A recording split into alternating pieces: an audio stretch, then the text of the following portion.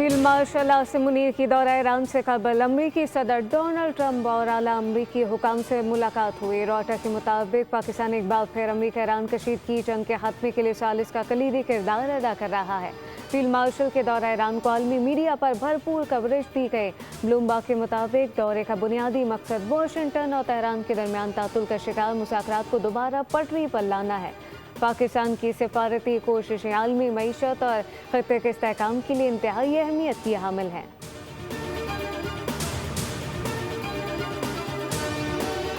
Iran से मुज़ाकरात में अहम पेशरफ देर पाम की राह हमवार होने की उम्मीद। वफाकी वज़ीर दाखिला मोहसिन नकवी ने कहा कि दौरा ईरान में इस्लामाबाद मुफाहमती याददाश्त की बहाली और तनाज़े के जामे हल के लिए इक़दामात पर गौर किया गया। फील्ड मार्शल की ईरानी सदर से इंतहाई मुस्बत नतीजा खेज मुलाकात हुई। ईरान अमरीका तनाज़े और मशरिक़ वस्ता की सूरत हाल पर तफसीली बातचीत हुई।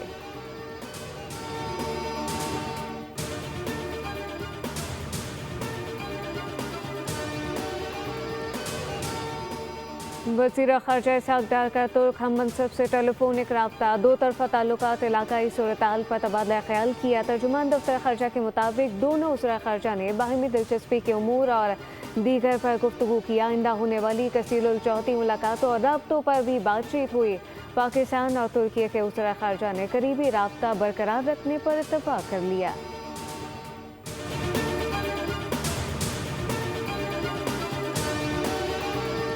और बानी पीटीआई की अस्पताल मुंतकली का मामला। पीटीआई ने तौहीन अदालत की दरख्वास्त पर आए एतराज़ात को दूर कर दिया। दरख्वास्त दोबारा दायर। बैरिस्टर गौहर का कहना है कि तौहीन अदालत की दरख्वास्त पर जल्द समाअत के लिए इस्तदा की है। चाहते हैं कि वही बेंच आज ही तश्कील दिया जाए ताकि जुमेरात को समाअत हो सके।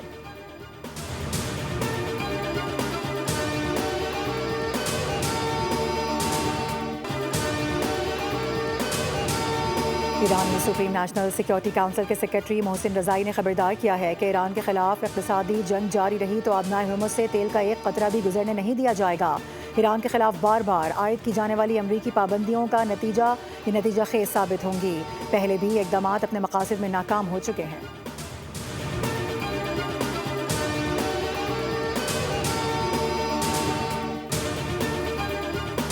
और आज़ाद कश्मीर असेंबली में स्पीकर और डिप्टी स्पीकर का इंतखाब आज होगा। कागजात नामजदगी जमा करवा दिए गए। हतमी फहरिस्त कुछ देर के बाद जारी की जाएगी। दोपहर 2 बजे स्पीकर और 3 बजे डिप्टी स्पीकर का इंतखाब होगा।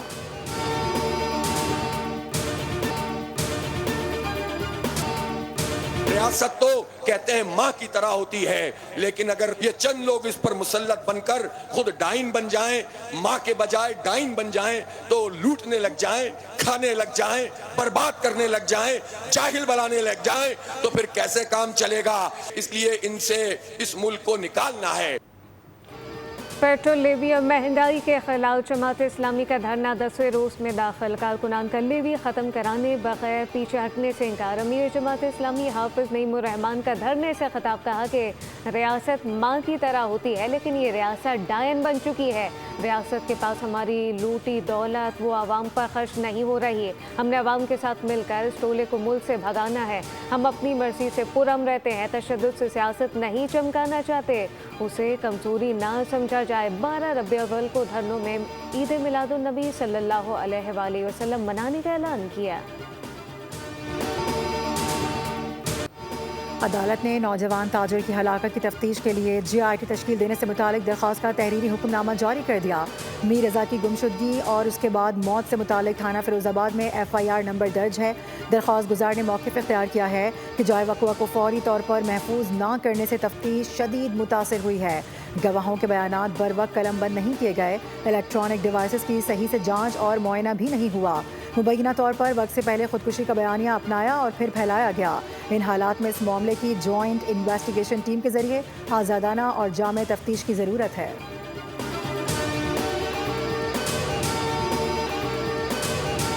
हिना जावेद कत्ल केस की तफ्तीश में अहम पेशरफ। पुलिस मुल्ज़िमान को लेकर फॉरेंसिक और पॉलीग्राफिक टेस्ट के लिए लाहौर रवाना। DNA टेस्ट भी करवाए जाएंगे। मुल्ज़िमान के बयानात और तफ्तीश के दौरान सामने आने वाले हक़ाइक़ की मज़ीद जाँच होगी। जिस्मानी रिमांड मुकम्मल होने पर इन्हें कल दोबारा अदालत में पेश किया जाएगा। गुज़िश्ता रोज़ हिना जावेद की पोस्टमार्टम रिपोर्ट सामने आई थी, जिसमें मकतूला की गर्दन की हड्डी टूटी हुई पाई गई, जबकि पसली और कूल्हे पर भी जख्म के निशानात मौजूद थे।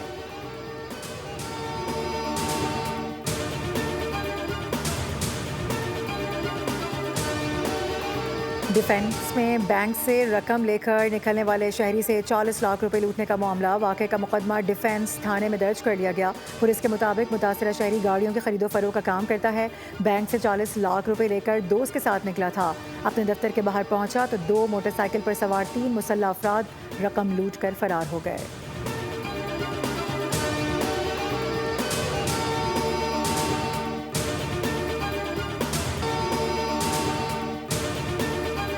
कराची में कत्लो गारत करी का सिलसिला ना रुक सका। सुरजानी टाउन में भैंस कॉलोनी के बाड़े से 35 साल शख्स की गला कटी लाश मिली।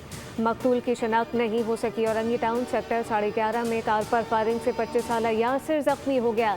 रात के औरंगी कॉसवे नदी के करीब मुबैना पुलिस मुकाबला, फायरिंग के तबादले में डाकू मारा गया। हलाक मुलजिम की शनाख्त 38 साल नदीम के नाम से हुई। असलहा बरामद कर लिया गया। वज़ीर आला पंजाब मरियम नवाज का करप्शन के खिलाफ फैसला कुन इक़दामात का ऐलान। करप्शन के लिए बदनाम पुलिस ऑफिसर्स को SHO ना लगाने का हुक्म। करप्ट पुलिस ऑफिशल्स के खिलाफ सख्त रवैया अपनाने की हिदायत। वज़ीर आला पंजाब ने कहा कि बच्चों और ख़वातीन के खिलाफ जराइम पर ज़ीरो टॉलरेंस पॉलिसी अपनाई जाए। ज़्यादा जराइम वाले अजला में DPO से बाज़पुरस होगी। बच्चे ख़वातीन मेरी रेड लाइन है, जराइम पर किसी को माफ़ नहीं किया जाएगा। मुल्क भर में जश्न ईद मिलादुन्नबी सल्लल्लाहु अलैहि वसल्लम मनाने की तैयारियां। करिया करिया कूचा कूचा जगमगाने लगा। इमारतें भी बरकी कुमकुमों से रोशन। मसाजिद में खुसूसी दुरूद व सलाम की महफिलें। सीरतुल नबी सल्लल्लाहु अलैहि वसल्लम के मौजू पर सेमिनार, कॉन्फ्रेंसेस, महफिल, नात और दीगर मजहबी इज्तिमात का एहतमाम किया जाएगा। कौमी क्रिकेट टीम का दौरा इंग्लैंड। पाकिस्तानी टीम दूसरे टेस्ट मैच के लिए लीड से बरतानिया पहुंच गई। आज प्रैक्टिस सेशन में हिस्सा लेगी। पाकिस्तान और इंग्लैंड के दरमियान दूसरा टेस्ट 27 अगस्त से खेला जाएगा। English fast bowler Brydon Carse को ड्रॉप कर दिया गया। पहले टेस्ट में इंग्लैंड ने पाकिस्तान को इनिंग्स और 103 रन से शिकस्त दी थी।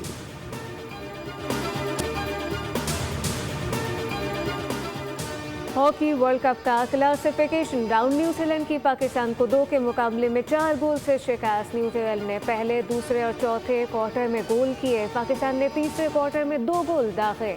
कौमी टीम की जानिब से सुफियान खान और अफराज ने एक गोल किया। कौमी टीम आखिरी मैच 28 अगस्त को जनूबी अफ्रीका के खिलाफ खेलेगी।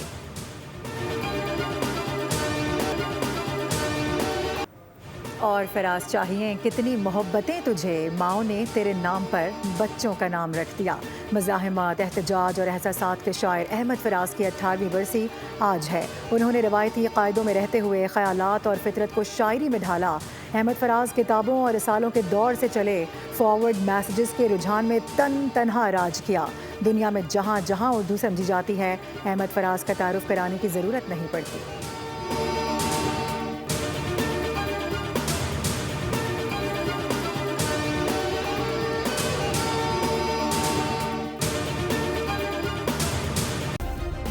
सब्सक्राइब करें और बेल दबाएं ताकि कोई खबर रह न जाए।